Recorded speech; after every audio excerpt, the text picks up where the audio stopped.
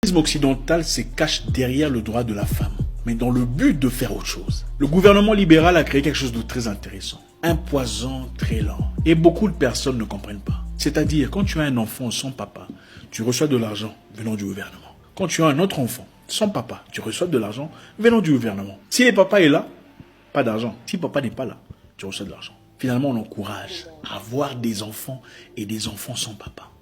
La majorité des gens en prison aux États-Unis sont noirs. 85% des enfants qui grandissent sans papa aux États-Unis vont en prison. Le président Barack Obama a dit une fois dans son discours que nous savons tous statistiquement que les enfants qui grandissent sans papa à la maison ont 5 fois plus de chances de commettre des crimes et de grandir dans la pauvreté, 9 fois plus de chances d'arrêter l'école et 20 fois plus de chances de finir en prison. Dans ce contexte, l'objectif est de dépouiller les familles noires américaines de leurs valeurs originelles. On veut masculiniser les femmes pendant qu'on féminise les hommes. Regardez-moi ces statistiques. 5% des enfants des familles noires américaines naissaient d'une famille où il n'y avait pas de papa dans les années 60. Dans les années 80, il y en a eu 18%. Dans les années 2000, c'est monté à 33%. Et en 2015 à 41%. Est-ce par hasard? Maintenant, suivez-moi bien. Gloria Steinem, l'agent de la, a commencé son travail emphatique sur le féminisme dans les années 60. Subventionnée par l'agence, elle a fait un travail bouleversant dans les communautés noires pour promouvoir l'indépendance de la femme, l'indépendance financière, la liberté de la femme afro-américaine. Maintenant, regardez l'échelle. De 1960 à 5% à 2015 à 41% d'enfants noirs américains naissent d'une famille où il n'y a pas de papa. Est-ce une coïncidence? Des enfants dont 85% finiront probablement en prison. Il n'y a pas de hasard. Les féministes occidentales afro disent qu'elles n'ont pas besoin d'hommes. Mais bizarrement, elles veulent des enfants. Qui élèvera ces enfants? Quel paradoxe. Écoutez mes sœurs, je sais que parmi nous il y a des sœurs qui n'ont peut-être pas les papas de leurs enfants. Et je respecte ça. Beaucoup parmi nous, vous faites un travail incroyable. Et je vous salue pour cela. Mais je voudrais que tout le monde comprenne. Pour qu'un enfant devienne homme, il a besoin d'observer un homme. C'est un homme qui apprend à un garçon comment devenir un homme. Les enfants ne deviennent que le reflet de leur papa. Les garçons. La plupart des gens, on dit, la majorité de gens qui finissent par battre leurs femmes ou leurs épouses, ont grandi dans un foyer où il n'y avait soit pas de papa, où le papa battait leur maman devant eux.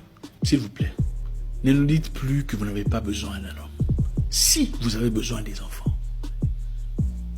Écoutez, vous pouvez faire un travail immense avec votre petit garçon et lui transmettre des valeurs merveilleuses. Mais ça sera difficile de lui transmettre la masculinité et la vision d'homme comme son papa le ferait. L'objectif premier et kabbalistique de Gloria Steinem était la masculinisation de la femme noire et la féminisation de son homme. J'espère que cette vidéo ne sera pas bloquée. Pour ceux qui connaissent l'Amérique, ils savent que les blacks américaines s'appellent Strong Black Woman. I'm a strong black woman. I don't need a man. I got my condo, my car, my job and everything. Je suis une femme forte. Je n'ai pas besoin d'un homme. J'ai ma voiture, mon appartement et tout le bazar. Tu as ta voiture, ton appartement? Alors tu n'as pas besoin d'un homme dans ta vie? Un papa pour tes enfants. Quel paradoxe. Comme il n'y a rien de nouveau sur terre, on va rentrer dans l'histoire. Pendant l'esclavage, on avait besoin d'enfants esclaves. Et qu'est-ce qui se passait à l'époque? Pendant que les hommes travaillaient et les femmes travaillaient ailleurs, ils étaient séparés pour qu'il n'y ait pas de contact. Mais de temps à autre, on laissait l'homme partir chez la femme pour la fertiliser. Mais on les gardait à distance. Et quand l'enfant naissait, ils étaient à distance pour tuer la structure familiale.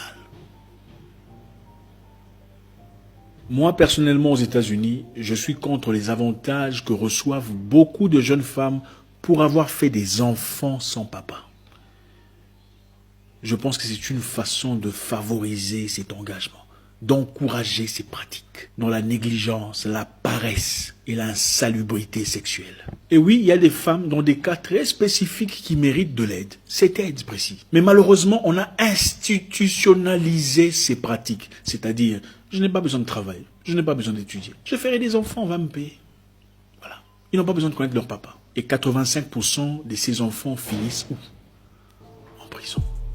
Je vais vous dire une chose sur le président actuel américain. Vous le connaissez tous. Ce monsieur-là, c'est connu, n'est-ce pas? Il n'aime pas deux choses. Lui et son groupe principalement. Et beaucoup de gens, je pense, ne comprennent pas tout à fait. Il n'aime pas l'avortement. Pourquoi il n'aime pas l'avortement? Parce qu'il veut qu'il naisse en Amérique beaucoup plus d'Américains. Il n'aime pas l'argent qu'on donne aux gens qui font des enfants. Parce qu'il veut décourager les Noirs à faire plus d'enfants. Mais ces enfants noirs qui naissent sans papa finissent où? À vous de voir. Les choses sont plus profondes qu'on l'estime. Nous regardons tout cela. Ah, il est raciste, il est méchant. Ah, lui, il faut connaître ce qui s'est passé.